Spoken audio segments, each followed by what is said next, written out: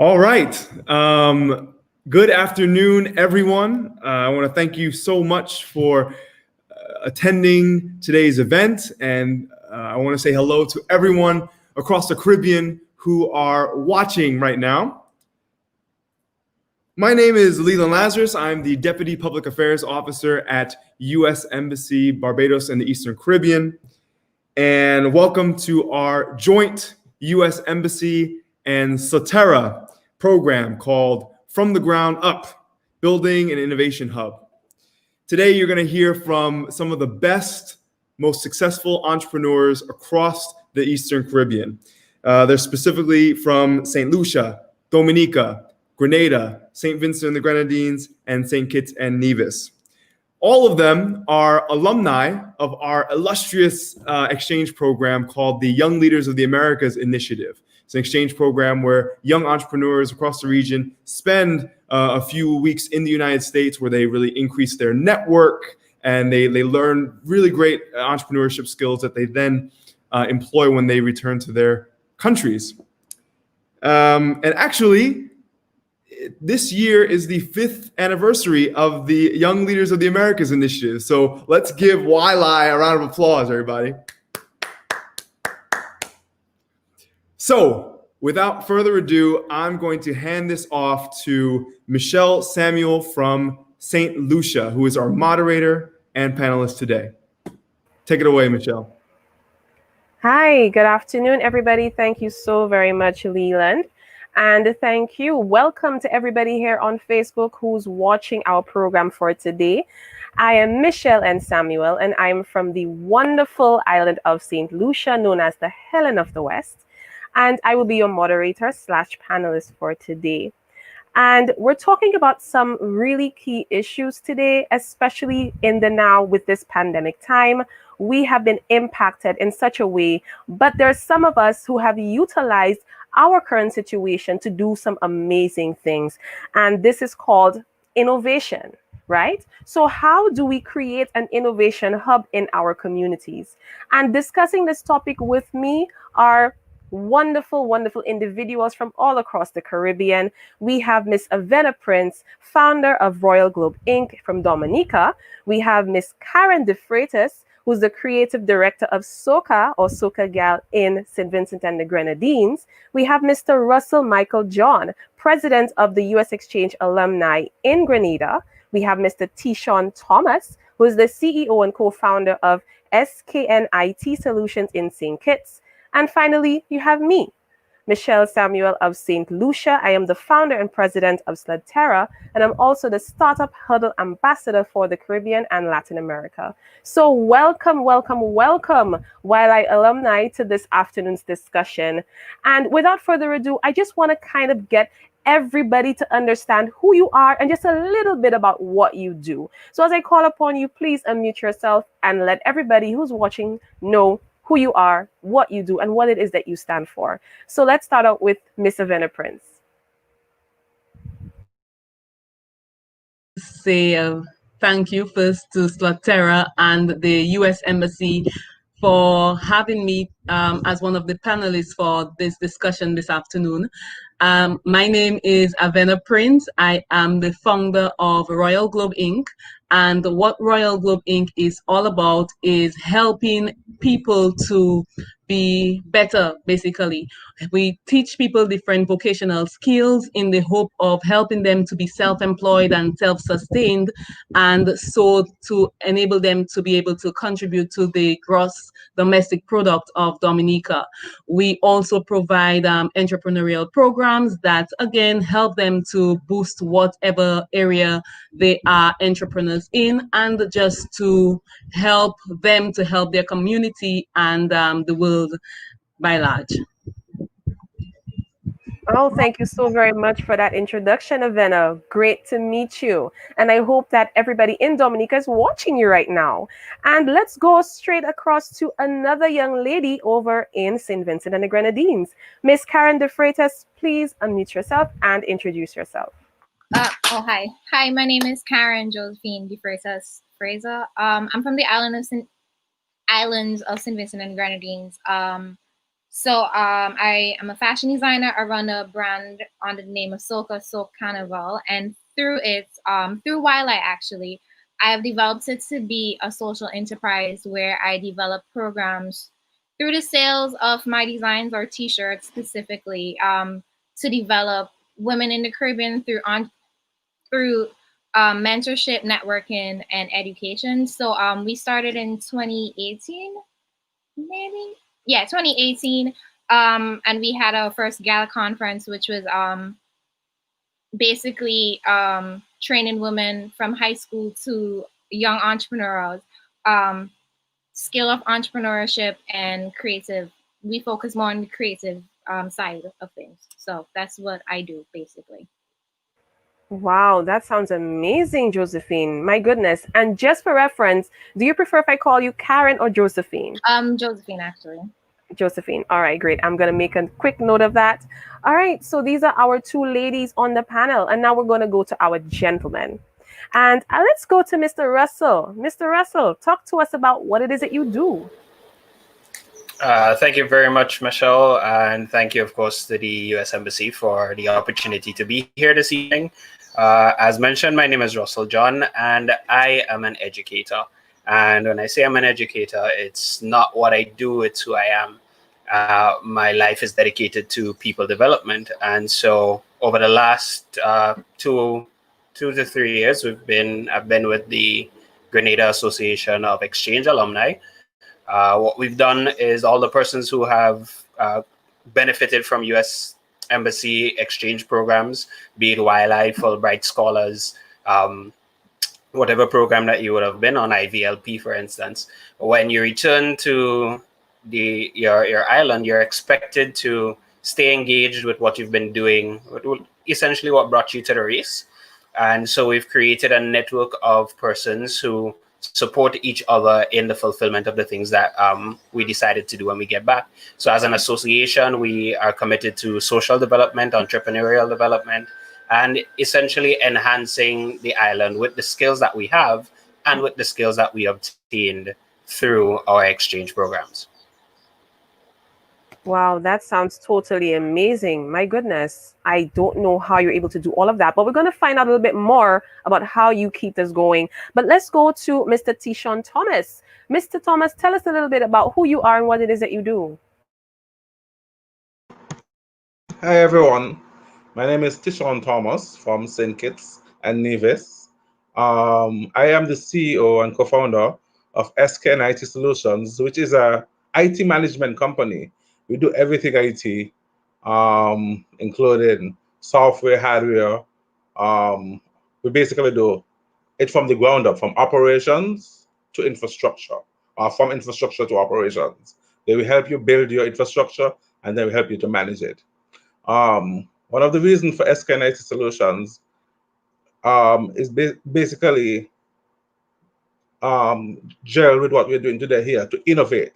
My idea was to use technology to assist us as small island states to compete with larger countries, because I think that is what differentiates us, that we are as smart as bigger countries, and we could use technology to leverage our smallness and compete on a global stage. Wow, that is totally amazing. My goodness, thank you so much for these introductions. And that sort of just set the stage for what we're going to be talking about today in terms of building innovation hubs. Now, in terms of your definition of what an innovation hub really is, it's about turning something that you have, that you already have existing, and then creating something new out of it, using your resources, whether it be human resource, whether it be raw materials, whether it be the people around you, the systems and your networks, in order to create something even more impactful than what currently exists. But let us find out from all of you. I mean, tell us a little bit about your entrepreneurial background and how that sort of plays into innovation. So let's go back to Avena. Avena, can you please give us a bit about your entrepreneurial background and what led you to Royal Globe Inc.? remember, I wanted to have a business. As to what exactly I wanted my business to be in, I was never really sure what I wanted the business to be in. I remember in high school here in Dominica, I went to the Dominica Grammar School. We had at the end of high school, fifth form, there was a or sessions, I don't remember it now, but there were sessions that were termed career development or something like that for a week just before we left high school. And we had persons coming from different walks of life to basically tell us what it is they do. And I guess the hope of that was to help us as students to determine exactly what area we wanted to go in. I can never forget a gentleman who at the time was the manager, I believe, of DCP, and he said that everybody goes to study with the intention of coming back and work for somebody. Nobody or very few people go back or go to study with the intention that when they come back, people would work for them. And that, I believe, birthed in my heart that I wanted for sure to do something for myself. As I said, I didn't know exactly what it was in. I learned different skills along the way as I'm an innovative person and I like to be able to do things for myself. So because of some difficulties that I had with seamstresses and fashion people here, I learned to sew. Never ever did I consider that I would one day have a business in fashion design. So I did not say that earlier on, but for those of you who do not know, one Vice Couture is a fashion design business that is a subsidiary of Royal Globe Inc. And it just so happens, in life is dynamic. And I always tell people, even when we have our sessions, I always tell people that because life is dynamic and you never know where you will be or when you will get there, you take advantage of every opportunity that comes your way. So I learned to sew and never planned to go into fashion design for life. But it so happened that I lost my job and I just was at the place where I did not want to work for anybody at that time. I just wanted to do my own thing. And that is how Royal Globe Inc. and Vice Couture got started. From the Royal Globe Inc. aspect of it, one thing that always concerned me about Dominica is that it was always, well, ever since I can remember, unemployment has been an issue. And unemployment is an issue around the world. You'll have it, of course, in different percentages everywhere, but in the Caribbean, it's very high. And one thing that I thought of is that, again, going back to what I learned from this gentleman who was speaking about people going to study with nothing to come back to, I wanted to see how I could affect that. A lot of people will tell you what the problem is, but very few people will give you a solution. And Royal Globe Inc. became for me the solution to unemployment in Dominica.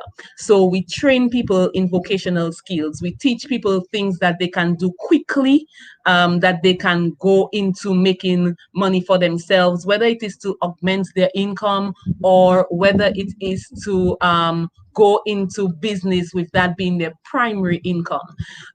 Other things that affected where we are is just as an individual, I like to help people. I like to see people progress. And because of that, it makes it very easy for me to teach people what I know. You find that a lot of people who have certain skills are reluctant to teach it, reluctant to help, reluctant to show somebody else. But at Royal Globe Inc., you come, you get the information you need, and we are not afraid to help you, to lift you, to go higher in whatever it is you are doing that we can help with. At the end of the day, we understand that we all have roles to play in society, roles to play in the world, and we are not all expected to make the same contribution. So even my contribution to you might be to help you to get further than me, and for me that is not an issue. It's just a matter of helping people to become better people, to be the best version of themselves. Wow, I mean, that was an amazing explanation of where you came from and what brought you into what you're doing right now. I mean, you started from grammar school, you said the Yes. fifth form, in career development. How old were you around this time? I left high school at 16, I think. So yes, I was about 16. Wow. And so in terms of the time frame that you would have considered yourself an entrepreneur, how long would you say that would have been? Like how Um, many years would you call yes, yourself an yes. entrepreneur? I started Royal Globe Inc. at 30. So if we have to look at the time frame that was birthed in my mind, it took 14 years. But even Wow. so, let me give you a shorter version. I started as in I registered Royal Globe Agency because in Dominica, I don't know if that's how it is everywhere, but in Dominica, you need to register. It's wise to register your business name so that nobody else can have that name. So Yes. I actually registered my business name in 2009. I registered in 2009, started off as a marketing business because really that's my passion. I love to talk. So I started as a marketing agency, but again, life is dynamic and things started and things stopped, and I had basically abandoned that idea because I was working and operating Royal Globe Agency. So long story short, eventually I shelved that idea, completely forgot that I had business ideas. And again, because life is dynamic and occurrences in life, I started again in 2015. And instead of registering a business name, I changed the business name to a company. So all of that is part of what is in there. Wow. I mean, what a journey that you had to go through, and all because of occurrences Mhm. and situations. All of that really impacted the direction that you're in right now. Very And correct. just moving quickly along, I mean, can any one of you would have been able to have your own story as to how you got started? So so Josephine, can you give me a bit of an idea? Can you give us a bit of an idea as to how your entrepreneurial background really started with your fashion, your clothing, and what it is that you're doing right now?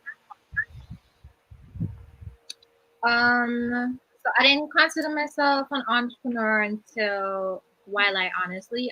I've done many businesses when it comes to creative. I think when I left community college, me and a couple of my friends from the art room formed like an event decorative company where we would paint things for people if they need a wedding background and stuff. And I wasn't even computing that this was entrepreneurship. I'm really good with ideas. Like I was part of the Leo Club, and I was the head of their fundraising board, and I would always come up with concepts such as parties or barbecues for them. And again, I wasn't even clicking that this was entrepreneurship. I just thought it was a way to make money. And continuing, I went to New York, studied, worked there in the fashion industry, came back home, and then there wasn't a space. There is no industry in the Caribbean, unfortunately. So there wasn't when I was in New York, I was preparing to be a designer for someone else. So in the Caribbean, I was forced to become my own designer. Never mind, I started Soka in 2008, but coming back in 2015, I kind of pushed me becoming a designer and working many custom wear. And then finally, since Wildlight, I flipped it to my mission to be more about my community, how I can help my community with my crafts and my talents. And basically, so it's how I could use my network and my talents and my craft and my purpose in life to help my community around me. Because right now, since COVID, we're learning. I mean, I knew this, but I feel like the rest of the world are learning that the fashion industry is very unsustainable. And since COVID, we're seeing unemployment, businesses being shut down, and things like that. So I have always been in a space where I want to employ Caribbean people for Caribbean people. So I want my business to be based here rather than go to countries like China or India. So that to me is my step in innovation and moving more into a digital platform, social media, and my website and things like that. So I think that's it. Oh, that is really interesting. And you made mention of a couple of things that really caught my attention. You said that you didn't see yourself as an entrepreneur initially, because I mean your love is for creativity. But do you know, or did you know that the most creative people are actually innovators? It's synonymous with the word. So even with you wanting to create change, wanting to create things with colors and fashion and fabrics, that in itself makes you an entrepreneur. Not necessarily because you're making money off of it, but you're a creator. And that was basically in your blood. So, I mean, wow. I mean, you Yeah. had this in you from the get-go. I can tell. Because you talk about this with passion. Yeah, because at our because I was Wildlife 2018, and at our what do you call that? I guess conference. A person said somebody said to us was entrepreneurs are serial entrepreneurs, like we don't stick with one idea, because I have other things going on that I can and can't really speak about, but it has nothing to do with fashion. But it's just because of COVID and during this 2020 times, I'm realizing there is space for people's needs have changed, and I'm seeing that, oh, I can fill this gap. So I think as entrepreneurs, like we're always thinking of solutions rather than like complaining about what the problem is. Oh, I definitely agree with that. What you just said there, always thinking of solutions, I agree with that. And I think somebody else, who's watching agrees with you too. I think Sean Mail, I think his name is, he definitely, agrees with you. He's like, go Josephine Karen. So he Yeah. definitely agrees with you. So thank you so much, Josephine, for your explanation of your entrepreneurial background. So let me go straight to Mr. Russell John. Russell, you let us know that you're sort of leading the charge in terms of mobilizing networks of persons who have participated in U.S. Embassy programs. Can you tell us how did your entrepreneurial background start before you got into this? So thank you. I came to Wiley on the merits of Archangel Investments, which is an online resource that I developed to help NGOs and small businesses essentially find money, because everybody needs money and everybody has ideas.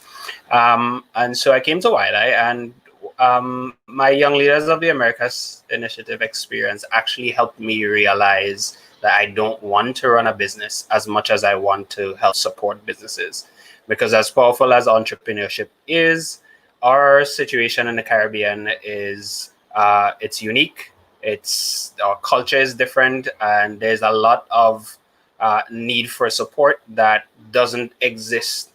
And we need those type of things if we want to build the ecosystems and the economies in order to support the dreams that our Caribbean people have. We need pillars to stand on. And so coming back from Wiley, I shifted my focus to providing support for entrepreneurs and for people with ideas, more than trying to facilitate an idea of my own. And so that led to me working still under the brand of Archangel, but trying more so to create spaces for networking and spaces for businesses and for persons with ideas to come together to feed off each other's creative energy, to make networks with persons who have the expertise to match the ideas that they have. And when the opportunity came for us to revive the Exchange Alumni, because our association has been in existence for quite a while.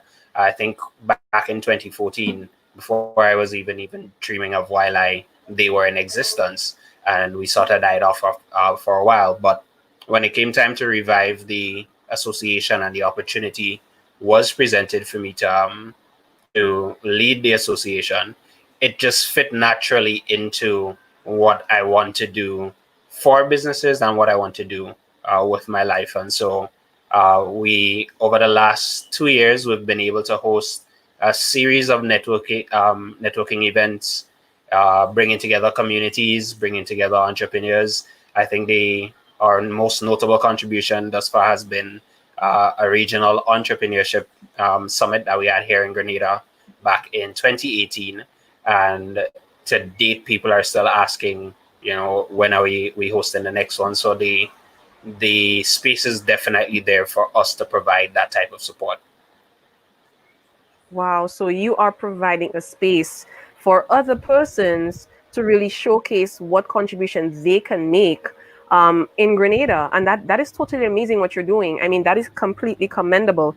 And you basically said that you mentioned Wildlife in everything that you said. I mean, everybody so far has mentioned Wildlife in their story, in their journey. So I want to go quickly to thank you, Russell. I want to go quickly to Tishon. Tishon, can you also give us an idea quickly of what your background is like? And I just want to find out whether we'll hear Wildlife in there somewhere.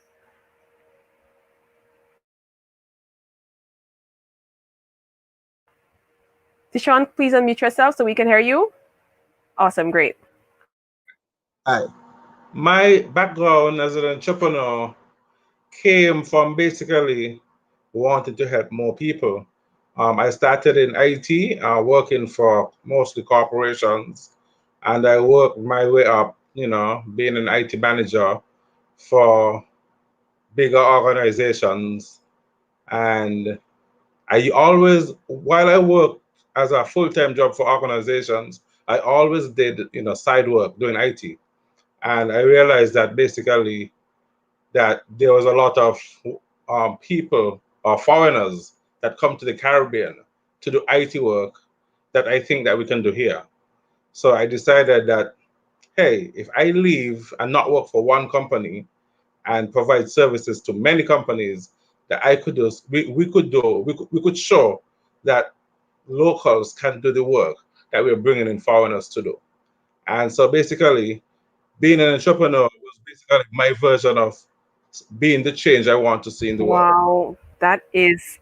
So that's where wow. it came from. There's something that I kind of piggyback on when it comes to all of your stories, and I'm just gonna kind of explain as to what I mean. Even in my story, when I participated in Wildlife in 2017, I was on a search for something. There was this high unemployment rate, similar to what Avena spoke of. In my island country, St. Lucia, at the time it was over 20% high. And I mean, that's extremely high. And the majority was high among the youth. I mean, when you look at those people who are leaving school, leaving Sir Arthur Lewis Community College and going to get jobs, and you're telling me that there's no job to go to, I mean, what is out there for these people? So, I mean, initially when I started with Wildlife, I went in with an employment agency because, hey, I mean, that's the first thing that came to mind. But then my Wildlife experience really demonstrated to me that there's a broader scope, a much broader scope in how you can assist persons that doesn't always necessarily deal with working for other people, such as, what Avena also made reference to, and also empowering persons to help their own communities, such as what, Tishon mentioned and Josephine as well, using the skills and talents that they have to try to assist other persons. So I came up with Slud Terra,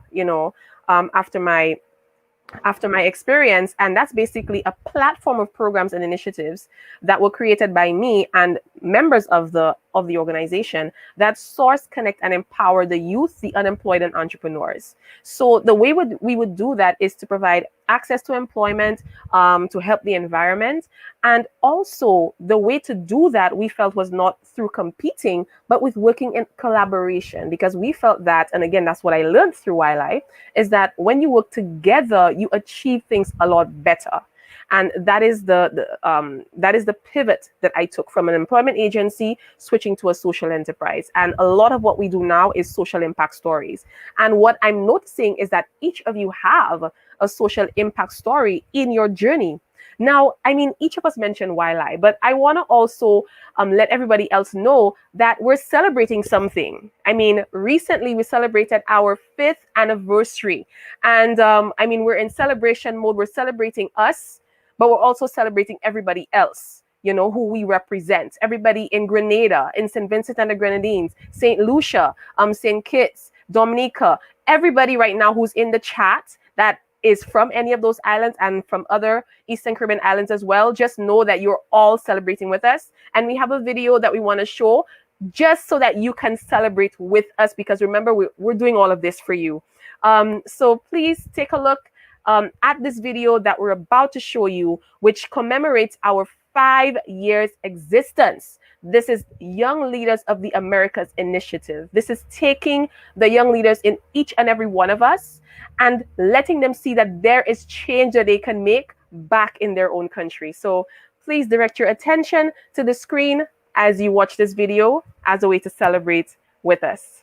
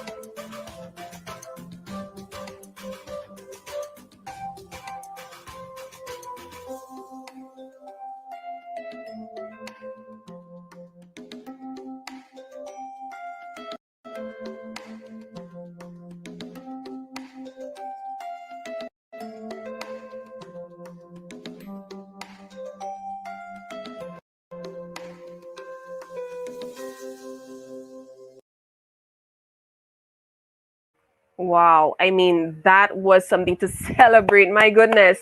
I have goosebumps. I'm so happy to have been part of such a wonderful program. And I want to use this as a springboard into the next question that we're going to talk about, and also making reference to some of the questions that are being asked in the in our comment box right now. So I want to go to Avena. Avena, looking at that video and what we're celebrating and looking at what we're talking about, which is creating innovation hubs. Tell me, what steps do you know, what steps need to be taken to create a functioning innovation hub? And I'm talking about in reference to your experience in Wildlife and what you're doing with Royal Globe Inc. What steps do we need to take to create a functioning innovation hub in your community? What steps did you take? Oh, please unmute yourself. Oh, here we go. Yes, go ahead. Okay. One thing that is very important is to have a target market. You need to know who it is you're going to target with the plans that you have. The reason is that every sect or every group of people is going to have something different that appeals to them. And you sort of don't want to put all of you don't want to have too few resources and be dealing with too wide a sector. So one of the first things you need to know is who you want to target. For example, with Royal Globe Inc. and what we did at first was target people who are unemployed and people who are looking to augment their income. We also targeted children, because one of the things is that if you are able to already formulate the minds of children so that they can think along the lines of being entrepreneurs, then at least you would have planted a seed. So that's one of the things. One thing that I learned through Wildlife was how to blend my two businesses, so to speak. And that is something you want to do as well. You want to look at all the different options that are there and to see which ones are basically borderlining on each other, that you can join them together instead of having too many separate sectors working with. And another thing, of course, is to promote what it is you're doing, because people need to know what you're doing so that they can get involved. So those are my 3 points that I think will help anybody who is looking to start off an innovation hub. And I should say one thing that you need to know is don't give up. Don't give up, because sometimes, especially when you're starting something off, it can be very difficult. But especially if what you're starting is new and it is not something that persons in your environment or in your community are very accustomed to. So you want to give yourself um, an acceptable or a sensible time frame, so that you're not expecting to get so much in so little time. So that will help you even to brace yourself and to set up yourself for success. Wow. I mean, these are really great tips, Avena, that you just gave. And that, of course, is specific to your business in Dominica and the industry that you're involved in. So thank you so much, Avena, for that. So, Josephine, I'm going to go quickly to you because we heard what Avena did, or the tips basically she gave in order to create an innovation hub in her community in Dominica. So what about you? What exactly did you do, with your company, SOCA, to create this sort of innovation hub that is currently existing? What steps did you take? So I rely heavily on my network for everything, because my company is really small. It's just me. So a lot of things I need to rely on people who know better. That's the thing. Don't be afraid to ask. You have to realize your network determines your net worth. So look at people around you who can help you, and I mean anybody. Like a popsicle man had to help me the other day. A guy who sells snow cone had to help me the other day to figure out something. Also collaborate, especially during these times. Resources are slim. Also processes, like for me, my processes of what was that word? Creating like my delivery services being disrupted, my people who print for me is being disrupted. So I'm relying more on like people who do small time printing, things like that. So collaboration, and also negotiate, especially now, like for instance, if you have like a high overhead and maybe your revenue is getting smaller, look at negotiating with everyone. Negotiate your rent with your landlord. Look at ways of new income, whether it be grant writing, whether it be, I mean, we don't really have it, but investors, things like that. And then look maybe to B2B or B2C, things like that. So just analyze what is needed from you right now and what is needed from your market right now, and answer directly what is needed, because it makes no sense creating a fur coat in the Caribbean. Like, you have to understand what your customer needs right now. Great words of advice. I mean, these are words of wisdom that I can take from you right now. And I agree with you, Josephine. So, Russell, do you agree with Josephine in terms of the tips that she gave in order to create an innovation hub? Can you give us like 3 main tips on, how to go about creating an innovation hub in your community? Just 3 tips. Yeah, I think everyone so far has contributed some really useful information. For me, I boil this down to 3 things that we need to get under control. Basically 3 things that you need to organize, because at the end of the day, an innovation hub is really a space that nurtures inquiry and new ideas. And that space doesn't have to be physical. It could be virtual. It could be a hybrid of both. But what you want to ensure that you do in the space that you create is organize the environment. So know whether you are going to be virtual and what communication tools you need, whether you're going to be physical and what resources do you need in that physical space. What's the objective and what type of experience you want the people using your hub to have. Then you organize the content. So you identify the key bits of data that you're going to need to guide the work that you're going to do, the generation of those ideas.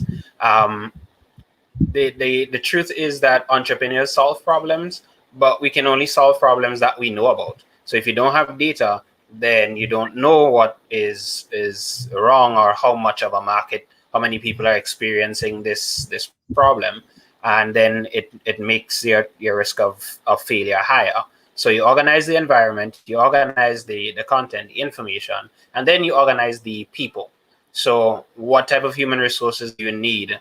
what type of expertise do you want to have on hand for people to bounce ideas off of, or to dive deeper into solutions that they're creating, or just to inspire people and stimulate action. So you organize the environment, you organize the content, and you organize the people.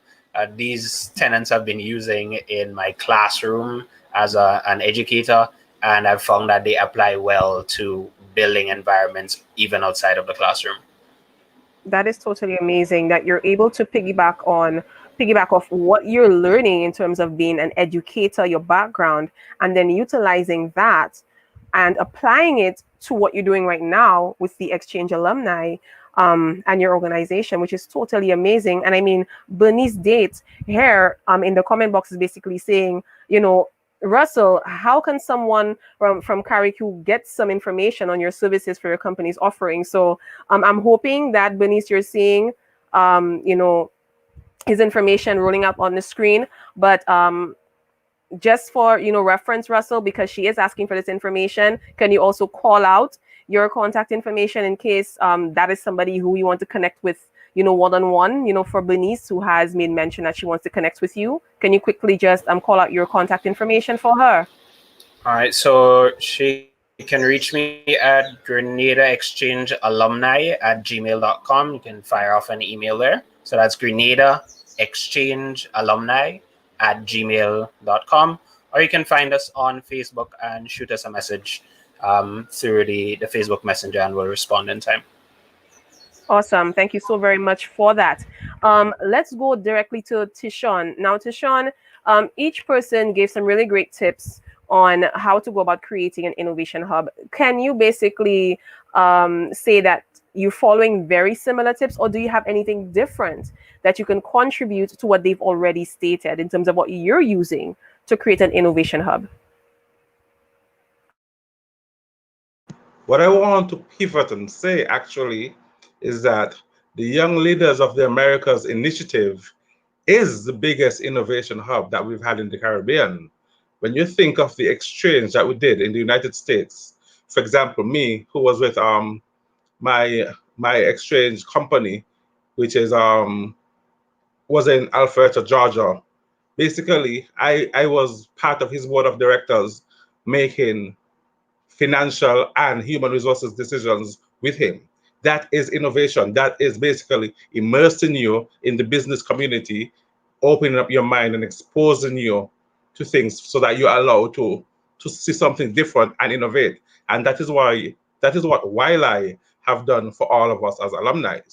Just wanted to state that as a big innovation hub, that Wiley is in fact an innovation hub. I totally agree with you. My goodness, keep going. Separately, I mean, I'm a technologist, so my thing is to utilize our governments. When I was doing some research before this webinar, and countries in Ghana, in Singapore, in Silicon Valley, they create innovation hubs by creating safe spaces where they allow entrepreneurs to fail, to try new ideas without a lot of the financial impacts that they will have on a regular business that starts up.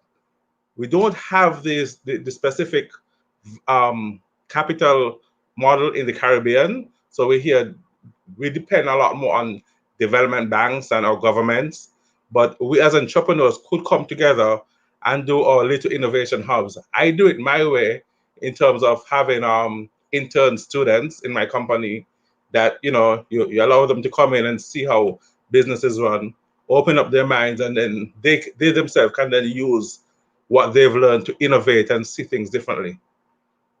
That is totally amazing. And I can definitely agree with each and every one of you and the steps that you are basically giving. Because when I came out from Wiley, I mean, even before I came out from Wiley, I mean, while in Washington, D.C., which was basically the culminating, couple of days that we had there where we were capping off everything, this wonderful 6-week experience.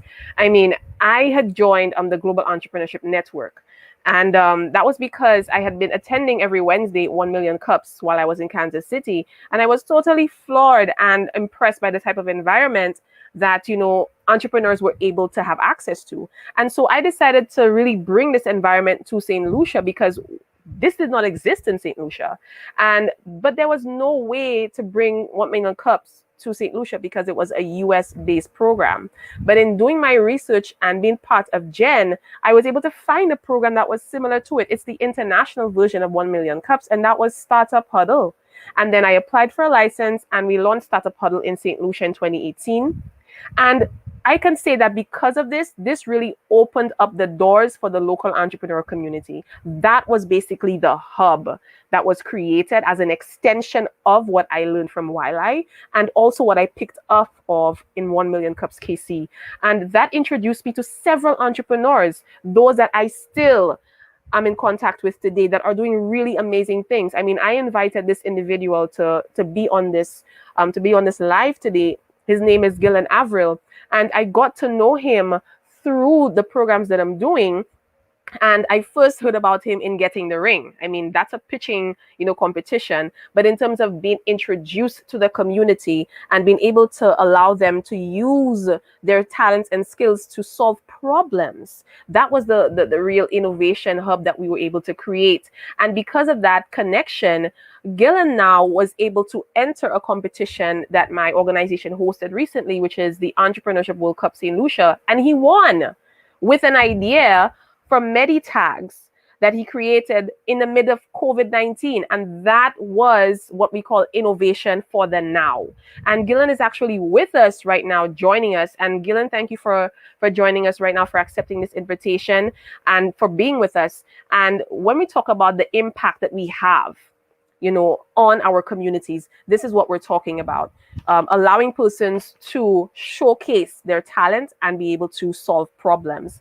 I want to thank all of those persons who are posting their comments and their questions. We definitely will be making reference to them as we discuss with our panelists. And Daria says, failing to succeed, succeeding, space to experiment so necessary. So she definitely agrees, with all of what you have been saying. So let's go to our next question, basically. Let's kind of cap this off in terms of, now we talked about some challenges while we were discussing as to how to go about setting up our innovation hubs. But let us talk about COVID-19, because I mean, this is the time that we are talking about right now, COVID-19. So what challenges and opportunities does COVID bring to young entrepreneurs such as yourself looking to create innovation hubs? So let's go to Avena. Avena, tell us, what challenges and opportunities does COVID bring to young entrepreneurs such as yourself looking to create innovation hubs?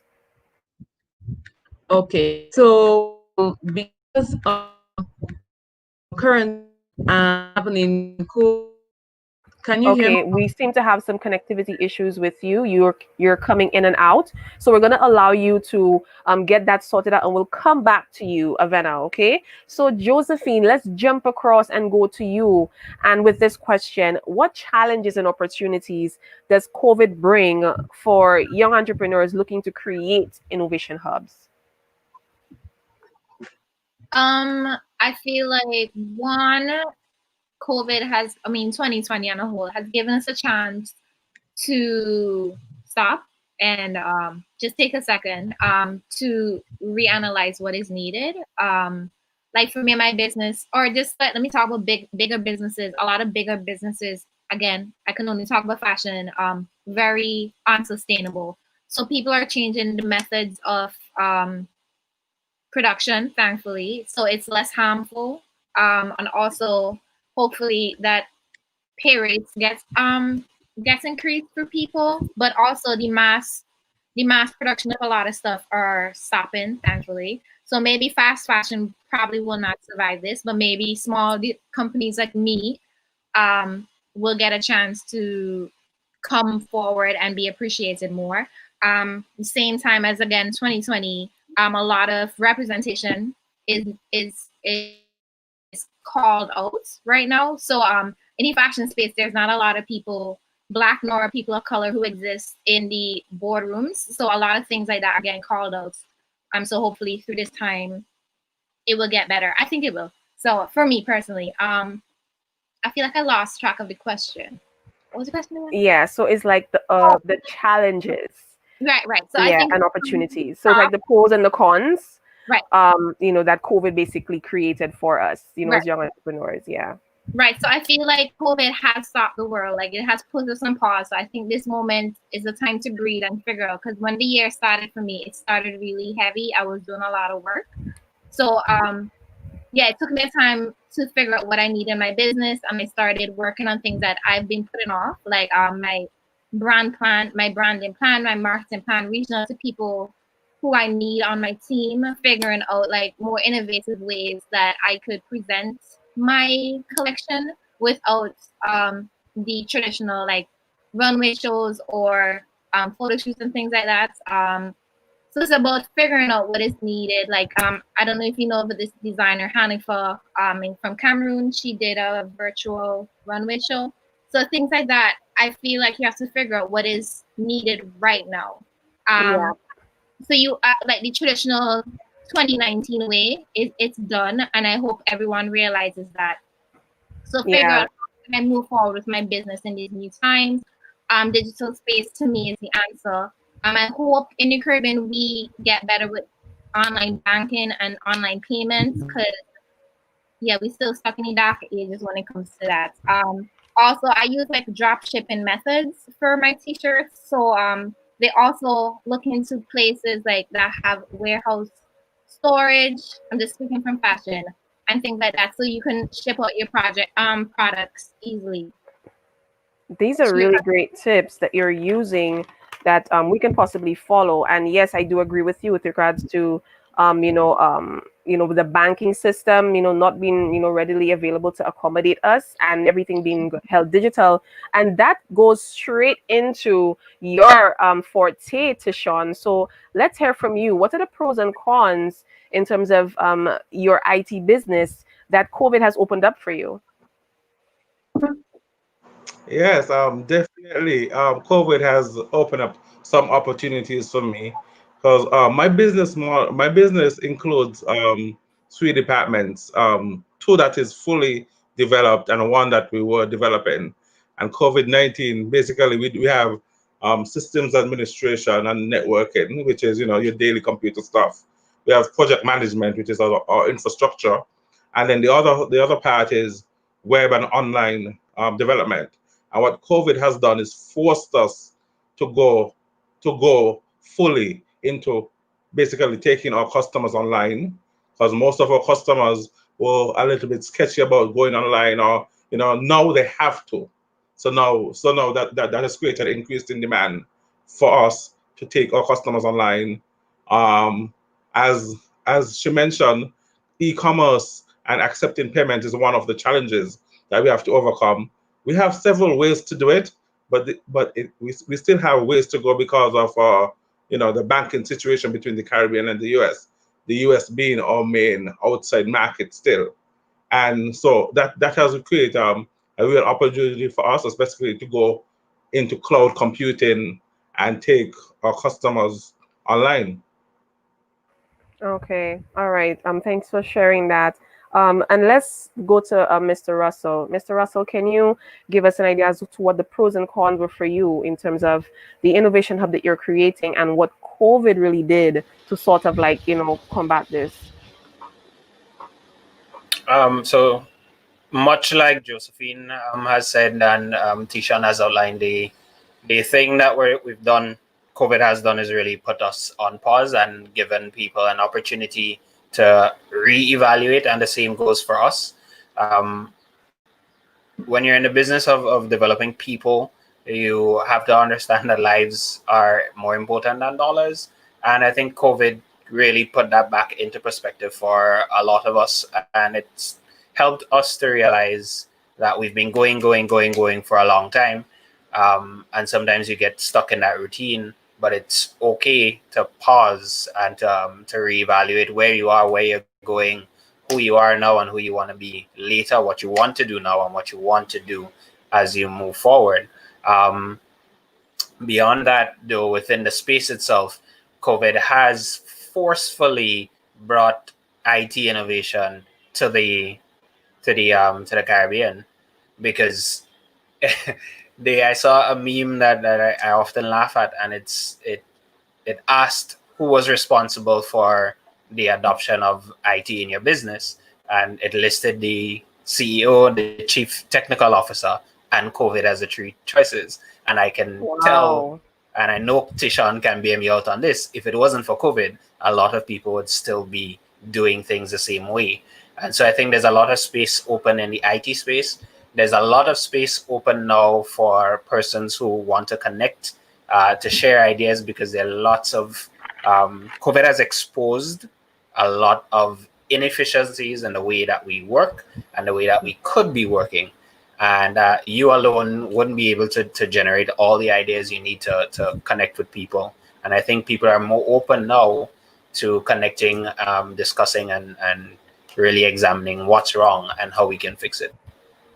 I definitely agree with you. And there's somebody who asked a question here really quickly, Josephine, that's directed to you. So he's asking, do you use drop shipping from St. Vincent and the Grenadines or from the US?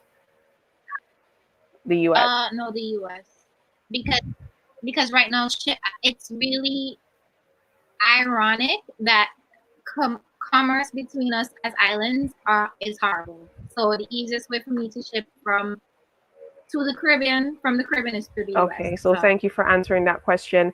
And one other thing that I want to add to what you had said earlier is that now we have to look for other ways to make income, not just for income, but also to address the needs that COVID-19 has brought to the fore. And that is something that we cannot ignore. We have to figure out, yes, we were already doing something at the time when COVID hit, but then now that what we were doing, there's no real need for it in the market. What else do we have access to that we can actually address a need? And us as entrepreneurs, as change makers, and as innovation hub creators are supposed to be able to find, solutions to these problems. And I dare say that participation in the Young Leaders of the Americas initiative really gave us the insights and the know-how on the processes of how to do that. Making connections is extremely important. And of course, there were definitely challenges that I'm sure each of us, faced in creating those hubs. And Avena, I know that we were not able to really hear from you earlier with regards to the challenges, the pros and the cons that COVID really brought to the fore for you. Are you able now to share this information with us? Yes, I think I can. Because of what we do at Royal Globe Inc. with our vocational skills program, the whole intention with those programs is to have sessions where people can actually be shown how to do things in person. So for that reason, we had some negative impact on our programs so that we could not run those programs. But we had some positive impact. Well, I can say one way positive and one way negative impact on our fashion business, so that we basically stopped making garments. That's what we do at Vis Couture. We make practically everything for women. But because women did not need clothing at the time per se, as in need new clothing to go places, there was nowhere to go to, then we had to look at what did people need at that moment. And what we had happening right at the start when COVID hit the Caribbean, I remember the first case in Dominica was somewhere in March.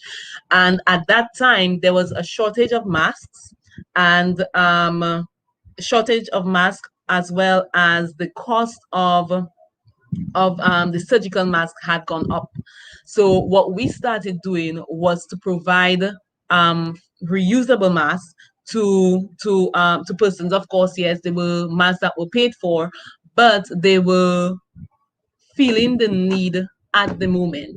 So whereas we could not do our regular type of production, we went into mass production, and that was able to sustain the business as well as to meet the need of our environment at the time.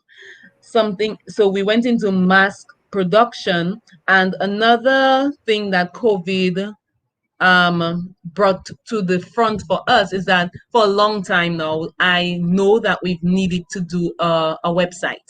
But the truth is, in between managing our programs and managing our fashion line, it is difficult, or it has been difficult for me to actually sit and plan out exactly what we need and how we need it.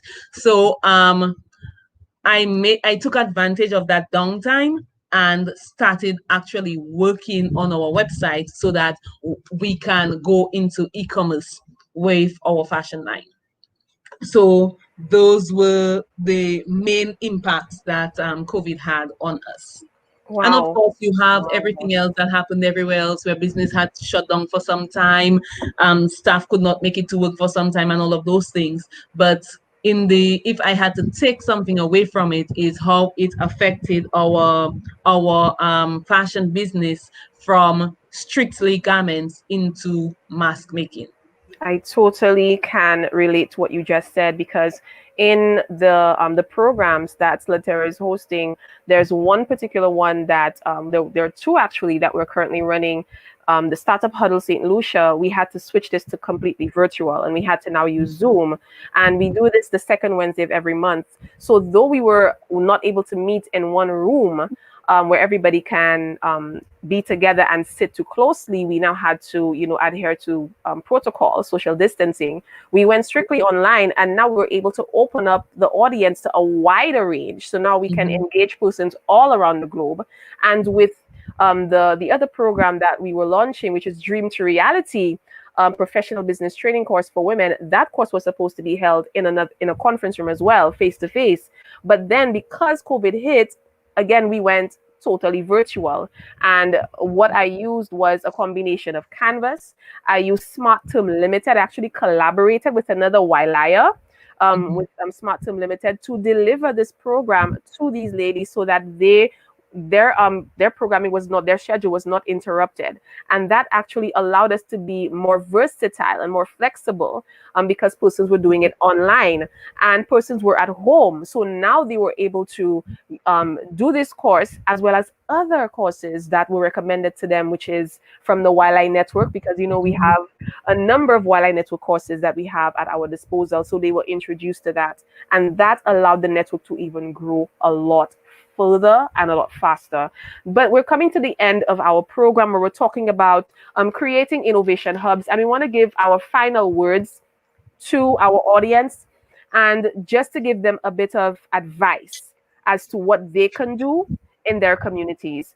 Just one tip, just one word of advice from each of you as to what our audience members can do. If there's somebody in the audience watching, listening right now, who is looking to start some sort of network within their community where they can help to solve problems, what can they learn from us so that they would now have, or they will be empowered to do it for themselves? So let's go with you, Russell. Can you give us just one word of advice to our listeners and our audience? For me, I think it would be that you need to communicate, because there are people who exist that will help you with what you're doing, especially if you're in the business of service and people development. You need to let people know what you're doing, and this fear that we have that people are going to take our ideas and run with it and do it. Nobody can be you, and nobody can do you like you. So communicate your thoughts, your hopes, your dreams, your aspirations, and connect with the people who want to support what you're doing, and then get it done. Thank you so much, Russell, for these words of encouragement and advice. Can we go to Josephine? Josephine, what word of advice can you give to our audience and our listeners on creating an innovation hub in their community? I would say start exactly where you are. Don't wait for something to happen. Like, don't wait for the perfect packaging to deliver my goods. I would say, like, innovation isn't necessary technology. I mean, we use a lot of technology because that's what we have access to, but apps won't save our lives. That's not what it's gonna save us. So figure out what can you do with what you have right now and make it innovative, whether it be the process, whether it be the way you communicate, whether it be even your clientele, like figure out who exactly is your market. I think that's what people get confused by. Like if they sell something, they think they have to sell it to everybody. But if you figure out that you sell, for example, there is a cleaning service that specifically now delivers to the elderly, so that's them pivoting their business to Thank you figure out so who their much for market sharing that, Josephine. And Russell, can you give us, not Russell, sorry, Tishon, can you give us one word of advice to our audience on building an innovation hub in their community? Just basic business advice. Don't let perfection be the enemy of progress, as Josephine was saying. Just that. Wow, that is amazing. And I think we can take that to the bank, even though they're not ready for us yet, but hopefully by God's grace, they will be ready for us. And in terms of what my final words are, I just want to say to everybody listening, before I say my final words, I want to say thank you for joining us. Thank you for coming in and for sharing your feedback and your comments, and also for celebrating with us. We're celebrating 5 years of existence of Change Makers. And I'm going to promise you that there is always going to be one person in either one of these islands who's looking to make a change. So if you don't know who your wildliers are in your communities, find out who they are. Find out who your wildliers are in your communities, and find out how they can help you, because more than likely they're looking for you. So if you get to know who they are, reach out to them and let us find out how we can help you. I mean, we have 5 of us right here, but there are wildliers in every Caribbean island that I know of. So please reach out and find out who they are so that we can assist you. And I want to thank everybody who made their comments, and persons are saying that they're learning so much from this initiative and these programs. And Avena, some persons are really grateful for your mask. For your mass pivoting and also what you're doing. Thank you, everybody, for tuning in. My final words for you is that you have an entrepreneur in you. You may not see yourself as a business person. You may not see yourself as an entrepreneur, but once you have the initiative to solve a problem, you are an entrepreneur. Awaken the entrepreneur in you. That is my advice to each and every one of you. So thank you again so much for joining us. Thank you, Avena Prince. Thank you, Josephine. Thank you, Russell, Tishon, and also the U.S. Embassy by extension, and Mr. Leland Lavras for having us on this session and this program.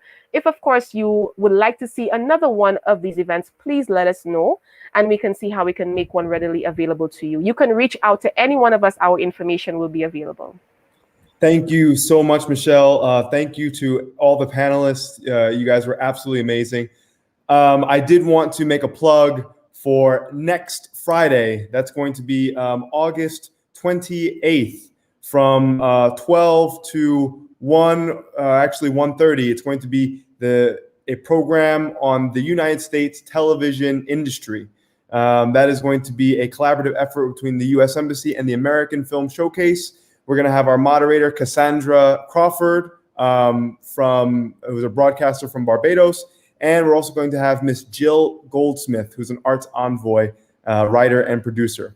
So thank you so much, everyone, and have a great afternoon and a great weekend.